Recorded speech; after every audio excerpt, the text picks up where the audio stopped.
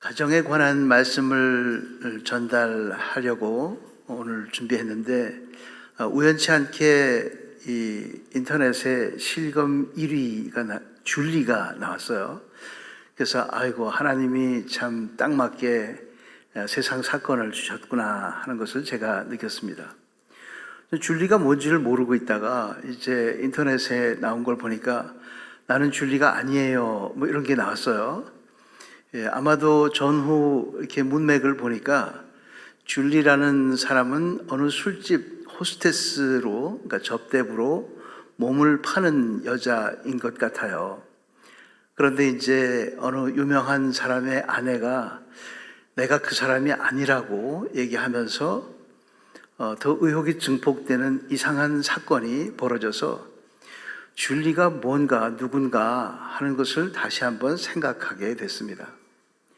줄리는 왜 어쩌다가 몸을 팔게 됐고 줄리는 왜 그렇게 했을까 하는 생각을 하면서 가정 문제구나. 역시 가정에서 부모님과의 관계가 잘못되었든 혹은 어떤 다른 사유가 있었든 돈이 필요해서 그렇게 몸을 팔았든 혹은 그 엄마와 함께 그런 인생관을 가졌든 간에 결국은 하나의 세계관을 보여주고 있습니다. 그 세계관은 가정 안에서 모녀 간의 대화 가운데 뿐만 아니라 그 가정 내에 있던 처음 시작된 어떤 죄들은 그 죄가 성장하고 확장하고 유전되고 이게 굳어지면서 합리화됩니다. 참 무서운 일이에요. 그래서 죄를 짓는 사람들을 보면 자기가 잘못했다고 하는 사람들보다 자기의 정당성을 얘기하는 사람들이 훨씬 많죠. 맞다는 거죠. 잘못한 게 아니라는 겁니다. 그것이 우리 사회에 참 많이 퍼져 있습니다. 꼭 줄리라고 하는 몸을 파는 여자뿐만 아니라 정치나 사회나 또 사회 곳곳의 여러 분야에서 그렇게 죄를 지으면서도 그 정당성을 주장하는 그런 일들이 참 정치에서 요즘에 특별히 많이 드러나고 있는 것을 보게 됩니다. 전광훈 목사님 말에 의하면 이제 다 넘어갔습니다. 이제 그렇게 얘기를 하셔서 좀 극단적인 표현을 하신 거 아닌가 그런 생각도 드는데 어쨌든 죄의 측면에서 보면 이미 다 우리는 죄에 넘어갔습니다. 죄의 측면에서 보면 그렇다는 말이죠. 그렇기 때문에 이 죄 짓고 죄가 확산되고 죄가 유전되고 그것을 합리화하고 있는 우리 본질적인 모습을 보면서 다시 한번 예수님께서 우리의 죄를 대신하셨고 그 허구 많은 그 많은 뿌리 깊은 그 죄를 모두 용서하셨다는 사실이 얼마나 놀랍고 정말 큰 일인지를 다시 한번 깨닫게 됩니다. 우리 모두는 죄인입니다.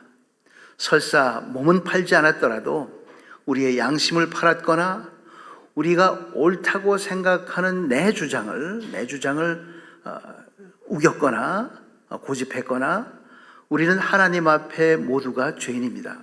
하지만 하나님께서 그것을 모두 십자가 예수 그리스도의 피로 모두 용서해 주셨습니다. 아마 우리 주변에 있는 줄리와 비슷한 사람들이 특별히 강남에 또 있다면 여러분들이 아는 분들 중에 누가 있거나 혹은 인터넷으로 이것을 듣는 사람 중에 줄리와 비슷한 사람이 있다면 지금이라도 아직 늦지 않았으니까 하나님 앞에서 무릎 꿇고 회개하고 예수 그리스도의 이름을 부르며 죄 씻음을 받고 예수 믿는 사람으로 예배에 합류하는 그런 축복받은 사람 되기를 간절히 바랍니다. 가정 문제 해결은 사실 이런 죄의 바이러스가 침투하지 못하게 하는 것이 가장 중요하죠. 죄가 일단 발을 디디면 야금야금 커지기 때문에 이 바이러스가 아예 퍼지지 못하게 하는 일이 중요합니다. 마치 가정의 쓰레기를 이렇게 놔두면, 방치해두면 거기에 이제 벌레가 끼고 냄새가 나고 점점 더 커지잖아요. 그래서 우리가 쓰레기를 빨리 치우잖아요. 그것과 비슷합니다. 그것을 이스라엘 사람들도 일찍이 알았기 때문에 수천 년이 지난 지금까지도 그 유대인들을 대대로 교육시키는 방법이 있죠. 그것이 바로 신명기 6장에 나오는 들으라 이스라엘아 하는 말씀입니다.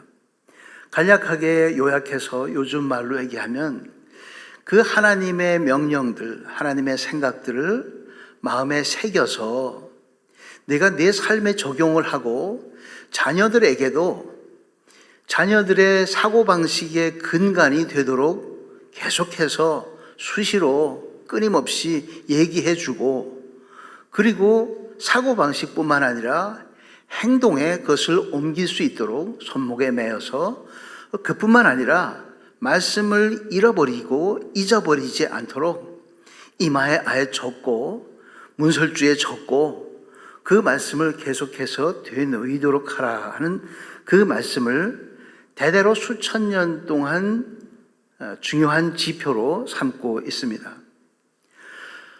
성경은 하나님의 말씀이라고 합니다. 하나님께서 우리에게 말씀하셨습니다. 그 얘기는 단순하게 우리가 말하는 이런 말이나 그런 글자나 이런 것이 아니라 하나님의 생각과 계획과 뜻과 의도와 꿈과 비전을 담아서 하게 된 것이 바로 성경 말씀입니다. 그렇기 때문에 성경 말씀을 불경과 비교할 수는 없는 거죠. 부처님이 창조주가 아니기 때문에 그렇습니다. 부처님이 좋은 얘기를 많이 하셨지만 불경과 성경은 판이하게 다른 성격을 가지고 있는 겁니다. 그렇기 때문에 성경 말씀에 도전할 수 있는 것은 이 세상에 아무것도 없습니다. 왜냐하면 세상을 창조하신 분의 모든 사상이 담겨져 있기 때문에 그렇습니다. 저도 평생을 교회를 다녔는데요. 나이가 들면서 보니까 성경이 또 달라요. 어릴 때 본 성경과 좀 나이가 든 다음에 본 성경과 지금 이제 또 보는 성경이 달라서 성경이 어떻게 이렇게도 많은가, 빙산의 일각 같다는 생각도 하게 되고, 참 하나님의 뜻과 경륜이 정말 무궁무진하다 하는 말씀이 이런 거구나 하는 것을 깨닫게 됩니다. 더구나 이제 많은 학자들이 연구해 놓은 거를 보다 보면 감탄사가 나와요. 이런 얘기, 이런 깊은 뜻이 있구나 하는 것을 이제 보게 됩니다. 문제는 항상 죄예요. 가정이나 또 국가나 모든 일에 있어서 내 개인의 인생이나 또 가족사나 모든 것이 문제가 된다고 할 때는 죄가 그 뿌리에 있기 때문에 문제입니다. 하나님은 모든 것을 참 좋았더라 하고 만드셨는데 그 좋았더라를 깨는 행위가 바로 창세기 3장에 기록된 것이죠. 3장을 보기 전에 먼저 2장에 하나님이 어떻게 만드셨나 하는 것을 보게 되는데, 하나님은 인간을 만드시고 그 사람을 만드시고 그리고 그 다음에 에덴을 만드시고 사람을 거기에 배치해 두셨습니다. 자, 여기 이렇게 살기 좋은 데가 있으니까 여기서 마음껏 이제 놀아라, 마음껏 살아라. 물론 놀아라는 아닙니다. 하나님께서 그 사람에게 당부한 것은 이것을 경작하고 지켜라 하고 명령하셨습니다. 하나님과 인간과의 관계는 창조주와 피조물의 관계이죠. 그건 누구나 상식적으로 다 아는데, 그런데 상식적으로 머릿속으로는 아는데 그것을 느끼지 못하고 행하지 못할 때가 참 많습니다. 성경은 주인과 청지기라고 표현하기도 하죠. 우리는 피조물이기 때문에 하나님의 것을 내 것이라고 주장할 수가 없는 거예요. 달리 얘기하면 내 인생, 내 소유, 내 가족, 내 가정, 모든 것이 다 하나님의 것입니다. 심지어 내 시간마저도 하나님의 시간이지 내 시간이 아닌 거죠. 그래서 하나님께서는 안식일이라고 하는 특별한 기간을, 특별한 날을 시간 안에서 시간이 모두 다 내 거라는 것을 기억하라고 안식일을 제정해 주시고, 십계명에도 안식일에 관한 긴 설명이 따라 붙었습니다.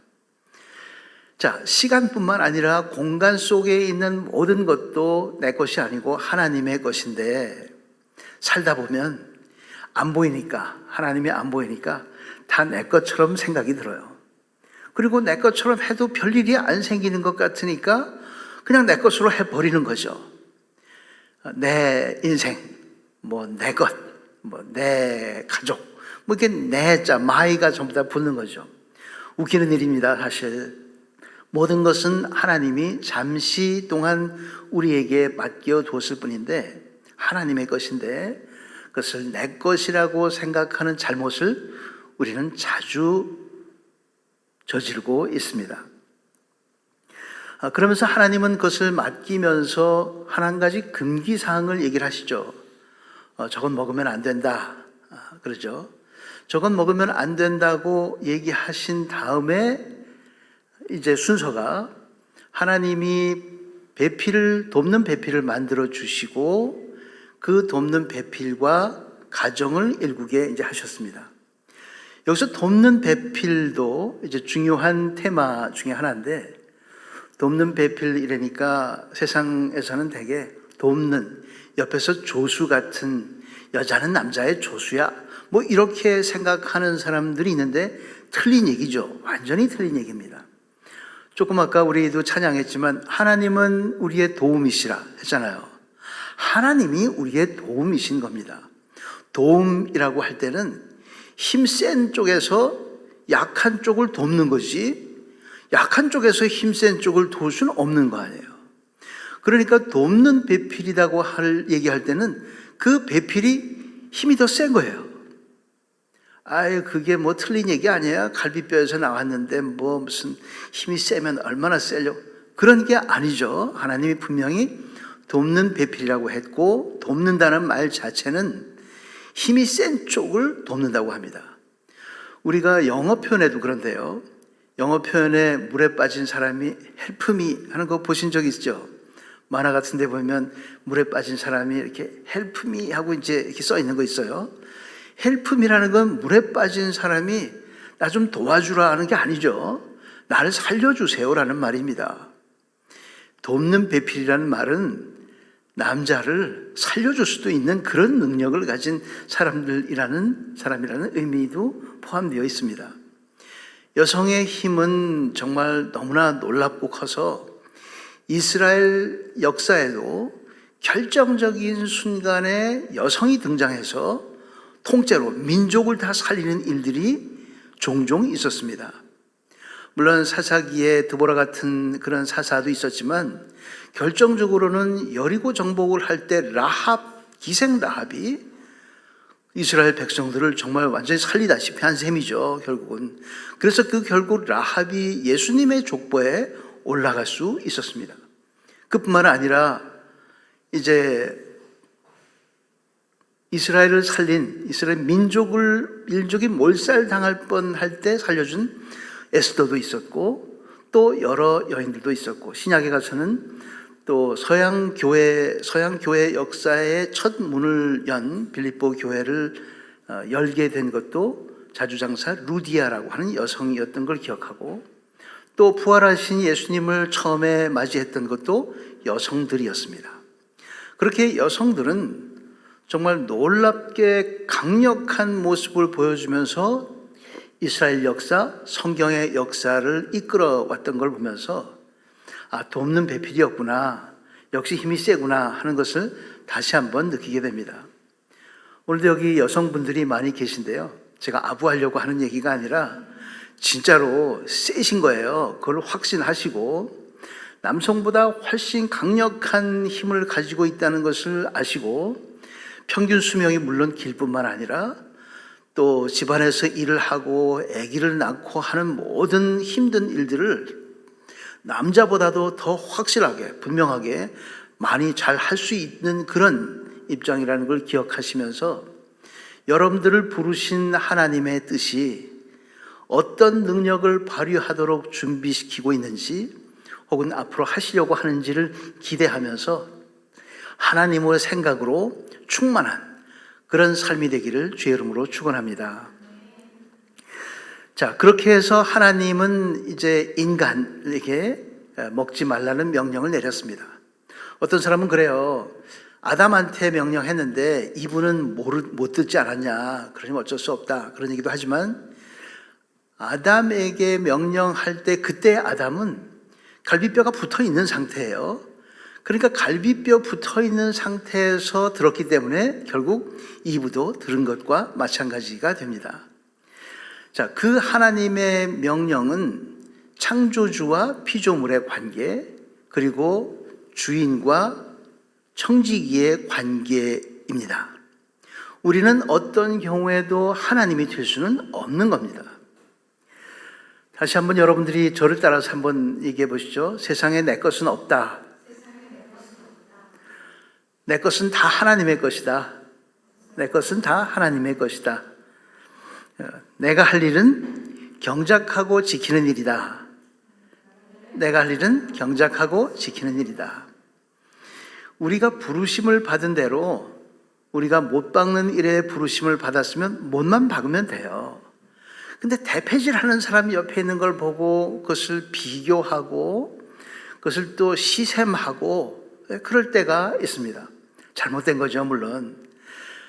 부르심대로만 살면 됩니다. 그러면 하나님께서 그 다음 페이지를 만들어 주시는데 인간이 자고하여서 내가 높다고 생각해서 내 판단이 맞다고 생각해서 상황을 판단하며 이제 내가 높아지려고 하는 그런 마음으로 다른 사람이 하는 거 나도 할 수 있어 하고 못 박다 말고 대패질까지를 한다면 그러면 힘들어지는 거예요. 거기서부터 죄가 싹트기 시작하는 겁니다.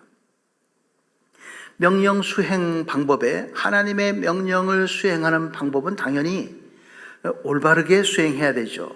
거짓 없이, 위선 없이, 잘못된 생각 없이, 변칙 없이, 그리고 혹시 잘못되었더라도 그것을 합리화하지 않고 하나님께 올바른 생각과 마음으로 고백하며 관계를 유지하며 살아야 되겠죠. 그것을 신약 성경에서는 의라고 부릅니다. 구약 성경에서는 공의라고 부르는 부분이 바로 그런 것이죠. 하지만 이제 살다 보면 인간인지라 이 에덴 동산에서 묻어온 그 죄의 바이러스들이 우리 안에 있어서 견물생심이 생기는 거예요. 못은 받고 있는데 힐끗힐끗 옆에를 보니까 대패만 이렇게 대패질하는 사람이 돈도 더 잘 벌고 좋은 옷 입고 뭔가 좀 편해 보이는 거예요. 나도 그거 해야지. 나도 그걸 해야지. 내가 부르심은 여기지만 저쪽 것도 할 수 있을 거야. 할 수 있어 하고 나 자신에게 최면을 걸면서 내 영역을 확대하려고 합니다. 그것이 우리의 욕심인 것이죠.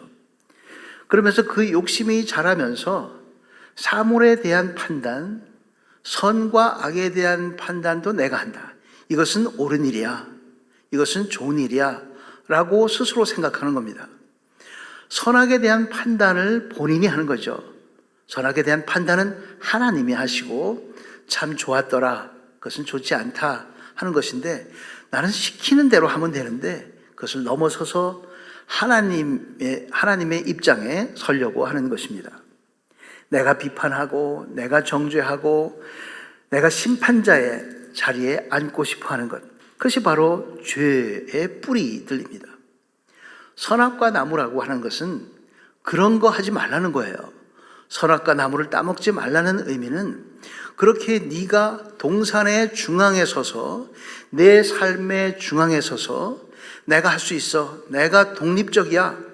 나는 자율적으로 할 수 있어 라고 생각하지 말고 내게 얘기해라. 나하고 관계를 맺자 해서 하나님께서 동산 중앙에 만드셨음에도 불구하고 그것을 내가 할 수 있어 하고 자아가 내 삶의 중심이 되어버리는 것이 바로 죄악의 뿌리이고 시작이었습니다. 사실 처음부터 그랬던 건 아닙니다. 처음부터 그런 것은 아니고 야금야금 죄가 이렇게 성장해 나가는 거예요. 오늘 이제 조금 이따 잠시 볼 거는 그 죄의 7단계에 대해서 함께 보는데, 죄도 우리나라 말에는 그냥 죄 이렇게 돼 있는데 성경에는 죄가 3가지 단어로 다르게 소개가 됩니다. 처음 약한 죄는 처음에는 관역에서 빗나갔다, 뭐 그런 얘기 여러분 들어보신 적 있었을 거예요. 다른 설교를 들으면서 관역에서 빗나갔다는 말이 곧 죄다, 그런 얘기는 들어보셨을 겁니다. 관역에서 좀 빗나갈 수도 있지. 실수했네. 조금 내가 좀 모자라서 그렇지 하고 셀프 용서를 해요. 그건 괜찮아. 그럼 조금 그런 거. 자, 거기까지 좋다 칩시다. 만일에 좋지 않은 거지만, 자, 칩시다. 2번째 죄는 그게 비틀렸어요. 내가 활을 쏘는데 화살이 비틀려 있어, 이게. 그러니 제대로 가겠어요? 안 가지. 비틀려 있고 구부러진 거, 길이 구부러지고 비틀려 있대. 사람이 비비 꼬여 있고 그리고 왜곡돼 있대요. 뭘 얘기를 하면 그것을 다르게 해석하고 이제 한다는 거예요. 그 문제가 있는 거죠. 그래갖고 비틀리고 굽어진 것들은 결국 올곧음과 스트레이트한 것과 정반대말이 되어집니다. 정반대가 되니까 이렇게 가지 못하고 비틀려서 가니까 비틀어진 게 뭐가 되겠어요? 그러니까 그 대가를 받는 거예요. 스스로 만든 대가를, 스스로 가는 길에 대한 대가를 받기 때문에 죄에 대한 벌을 자동적으로 받게 되는 것을 성경은 유죄라고 얘기합니다. 거기까지는 그렇구나, 잘못됐구나 하고 생각할 수 있는데, 이 죄는 거기서 더욱더 성장해서 반역을 합니다. 하나님은 없어, 그건 존재하지도 않아라고 성장하기까지 하는 거죠. 우리가 생각할 때는 황당하게 그럴 수까지 있나 그렇게 생각이 들지만, 그 반역은 결국 하나님의 입장에서 볼 때는 하나님의 재산권을 침해하는 거예요. 그러니 하나님이 가만히 있을 수 있겠어요? 하나님이 가만히 있을 수가, 니들이 내 거 갖고, 정말 황당하네. 예수님이 비유로 얘기할 때 예수님이 보낸 예언자들을 모두 죽이고 나서 마지막에 아들을 보내니까 아들마저 죽일 때 하나님께서 도대체 세상에 이런 놈들이 다 있냐라고 생각했다는 비유처럼, 그렇게 정면 충돌하는 반역질을 할 때 하나님께서는 가만히 내버려 둘 수가 없는 겁니다. 마치 그런 정면 충돌의 반역은 대한민국의 오늘날이 미국 때문에 오히려 못 살게 됐다고 얘기하는 것과 마찬가지가 된 거죠. 똑같은 얘기가 결국 되는 겁니다. 하나님의 은혜를 은혜라고 얘기하지 않고 우리는 더 괜찮을 수 있는데, 미국 때문에 안 되겠으니까 미국은 우리의 적이 된다고 얘기하려고 하는 일부 사람들의 생각을, 사고방식을 보게 됩니다. 우리나라의 역사에 대해서 다 알죠. 세상이 다 압니다. 온 세상 다 알고 또 일본도 아는데 중국만 침묵하죠. 중국은 침묵합니다. 통째로 먹고 싶어갖고 지금 침묵하는 것 같아요. 그건 제 생각입니다만, 이렇게 잘못된 생각을 가지고 있는 것들은 그 왜곡되고 비틀어진 것을 넘어서서 반역을 하며 정면 충돌을 일으키는 것은 결국 막장 드라마로 가겠다는 이야기나 마찬가지가 됩니다. 작은 죄들이 어떻게 그렇게 반역까지 가나? 처음에는 조금 핀트가 좀 안 맞았을 뿐인데, 관역에서 조금 어긋났을 뿐인데 어떻게 그것이 반역까지 가나 하는 생각에 이르다 보면 죄의 단계가 얼마나 무서운지를 다시 한번 깨닫게 됩니다. 오늘 본문 말씀은 죄의 7단계를 간략하게 요약해서 나누는데, 혹시 여러분들이 나중에 또 이것을 다시 한번 알고 싶으신 경우에는 유튜브에 제 이름을 검색해서 최후승리 채널을 보시면 다시 한번 글자로 나오게 됩니다. 물론 믿음으로 사는 교회 유튜브에서도 이 제가 워딩으로 하는 설교가 다시 나오겠지만 글자로 표현된 것들은 이제 그쪽에 있다는 것을 제가 알려드립니다. 먼저 첫 번째입니다. 첫 번째인데요. 신성 푹 끌어내리기입니다. 하나님 되지 못하게 끌어내리는 일이에요. 하나님은 애당초 그 사람에게 말할 때 명령을 하셨습니다. 이건 하지 마라. 죽는다. 하지 마라. 그랬는데 뱀은 뭐라고 얘기하냐면 하나님이 명령했지라고 하지 않고 말했지라고 합니다. 하나님이 뭐라고 말했지? 먹지 말래며. 첫 번째, 하나님의 명령을 그냥 일반 말로 그것을 격화시키는 거죠. 하나님은 하나님이세요. 우리가 범접할 수 없는 절대적인 분이고 주권적으로 행동하시는 분이 바로 하나님이신데, 그 하나님 앞에 무릎을 꿇을 때 우리는 복을 받을 수 있는데 그냥 맞짱뜨기를 하려고 하는 거죠. 그게 첫 번째, 하나님을 평준화하려고 하는 그 시도가 바로 첫 번째 죄의 유혹의 첫 번째 단계입니다. 두 번째입니다. 두 번째는 연막치기죠. 이 동산에 있는 과일 다 먹지 말랬다며 다 먹으면 안 된다고 한 것으로 마치 오해하는 것처럼, 그 다음에 나중 얘기를 들어보면 뱀은 모든 상황을 다 알고 있어요. 알고 있는데 모른 척하고 그걸 다 먹지 말랬다며 하며 유도신문을 하면서 이쪽의 의견을, 눈치를 보는 거죠. 연막을 치면서 이제 상대방의 약점을 살피는 겁니다. 우리도 죄를 질 때 그 사탄의 마귀의 계략이 워낙 교활하기 때문에 우리의 약점을 드러나게 할 때가 있습니다. 물론 약점이 있어서는 안 되지만, 하나님의 말씀으로 무장하고 성령 충만함으로 있어야 되지만, 그러지 못할 때를 그 마귀는 그 귀신같이 그 틈바구니를 끼어 들어오는 거죠. 마치 우리가 건강에 조금 약할 때 바이러스가 우리 몸에 들어와서 활개를 치는 것과도 비슷합니다. 세 번째입니다. 세 번째, 이제 찾았어요. 거기에 대해서 이브가, 하와가 얘기했죠.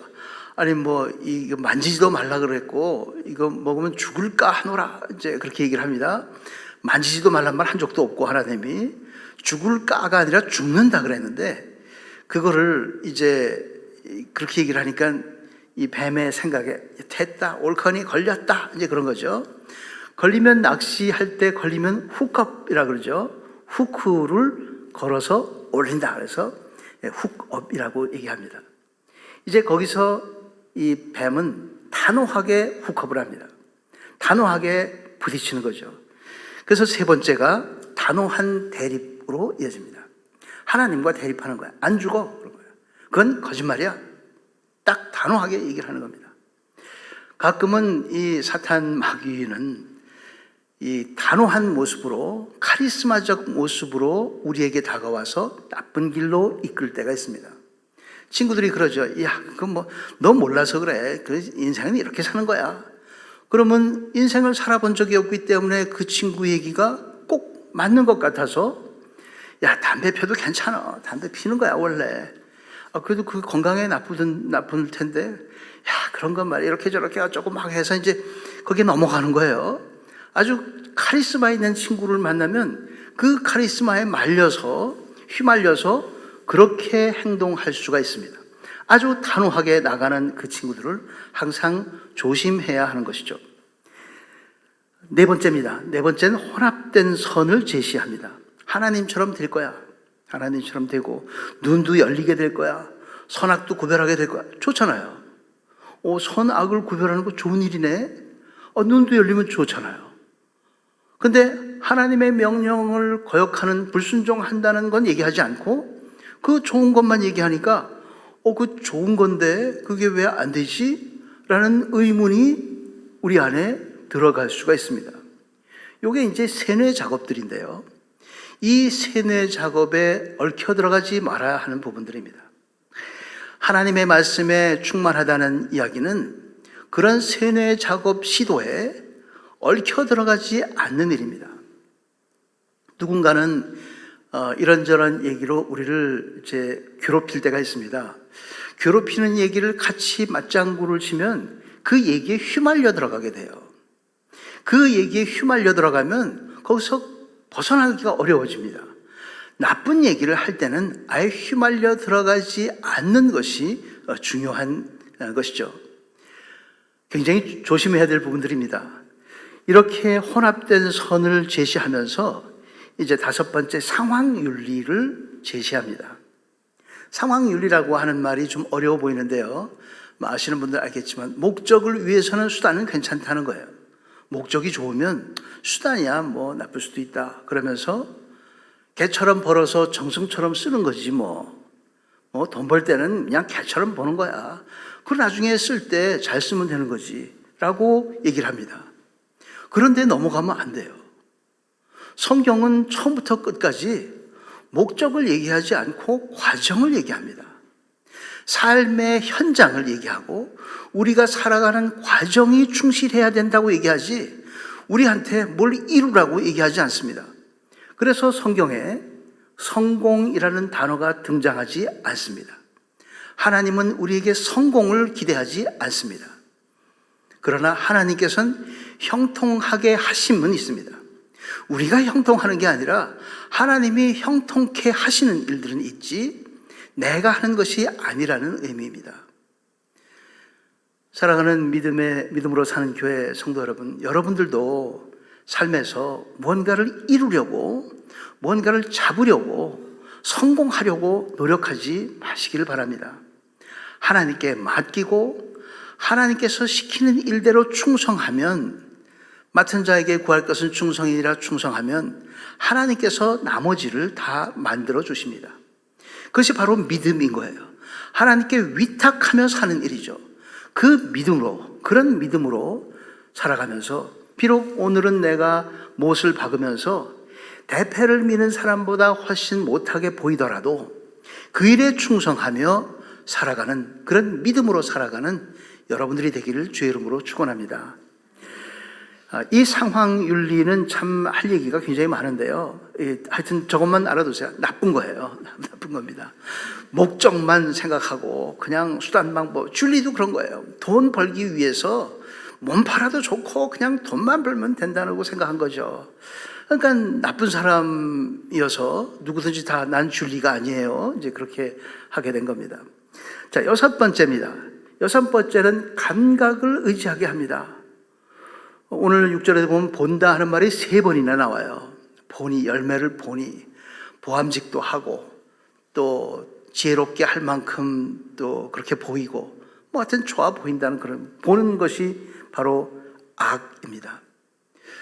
구약의 히브리어 가운데 참 특이한 말은 물론 똑같은 내용은 아니지만 라라고 하는 말이 본다는 말인데 같은 발음으로 악이라는 말이 있습니다.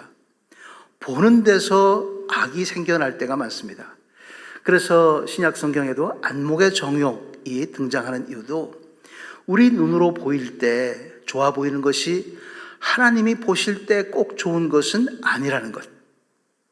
우리 눈으로 볼 때는 뭐 큰 교회에 그냥 사람들이 새카맣게 몰려드는 것이 좋아 보일 때가 있을지 모르지만 그것이 아니라 이렇게 믿음으로 사는 교회처럼 가족적인 분위기에서 예배드리는 이것이 하나님 보시기에 가장 좋은 모습일 수 있습니다.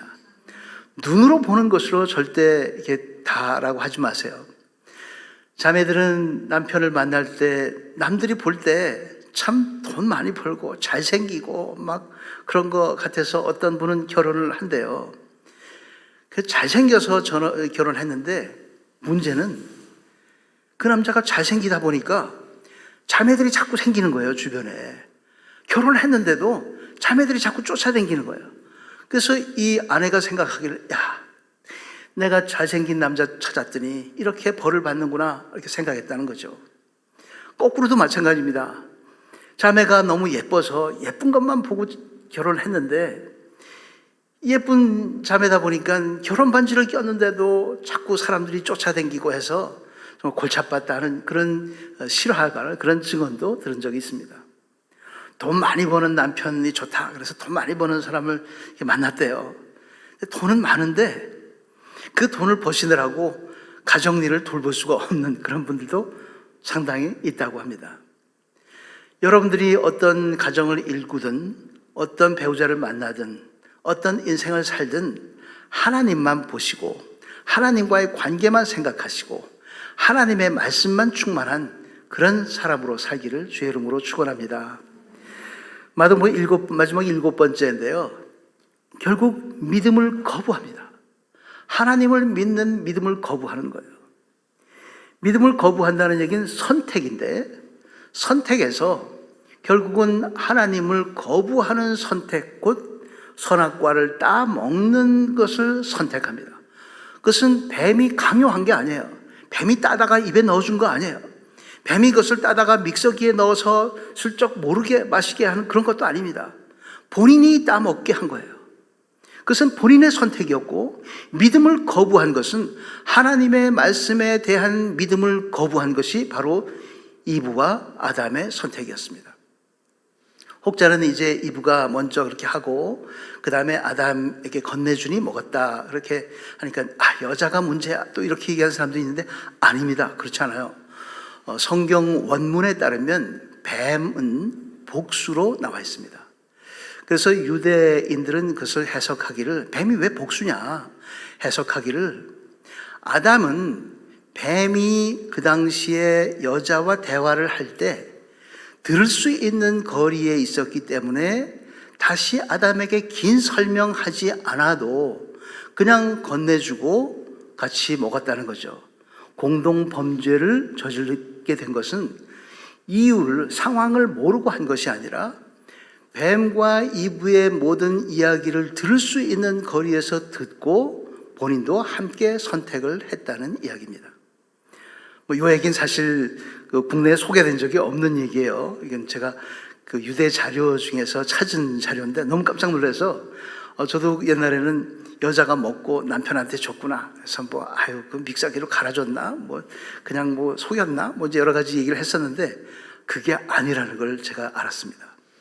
하나님의 말씀은 오묘해서 하나님의 말씀 안에 모든 비밀들이 다 들어가 있습니다. 그래서 결론은 이 유혹으로 인해서, 이 죄로 인해서 믿음을 정면으로 거부하는 것을 선택했다는 일이죠. 너무나 깜짝 놀랄 일입니다.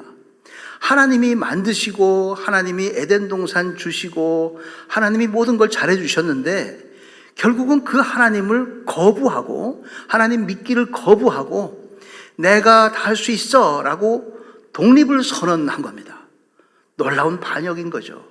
그 반역 때문에 결국 아담과 이브는 동산 중앙에 있는 생명나무는 취하지 못하고 결국 쫓겨나는 신세가 되었습니다.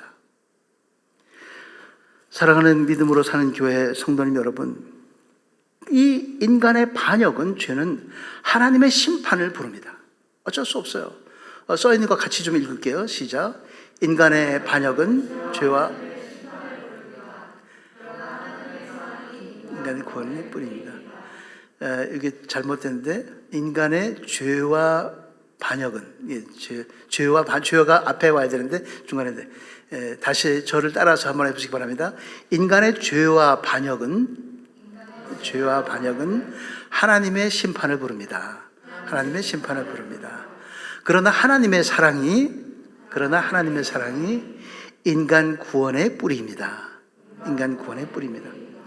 그럼에도 불구하고 하나님은 쫓아낼 때 가죽옷을 지어 입히시고 그 다음에 쭉 다 케어를 해주시고 결국은 우리를 살리기 위해서 직접 이 땅에 육체의 모습으로 내려오셔서 우리의 죄를 육신으로 대신하시고 우리를 완전히 깨끗하게 하신 분이 바로 예수 그리스도입니다. 예수 그리스도로 인해서 우리는 에덴에 있었던 원래의 아담 모습을 회복할 수 있게 되었습니다. 그 예수님과 결합할 때, 그 예수님만 믿을 때, 그 예수님이 내 삶의 전부임을 고백할 때, 그 예수님이 내 삶의 주인임을 고백할 때 우리는 비로소 하나님의 자녀가 되어서 하나님이 하늘로부터 부어주시는 하나님의 능력을, 하나님의 은혜를 입을 뿐만 아니라 하나님의 비전을 안고 이 세상에서 하나님의 일을 해나갈 수 있게 되는 것입니다.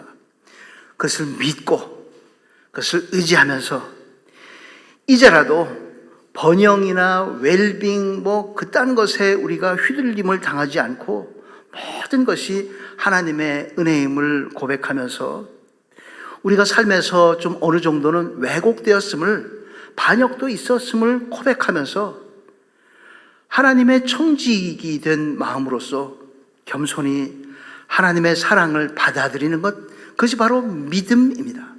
믿음은 하나님의 사랑을 받아들이는 것이죠.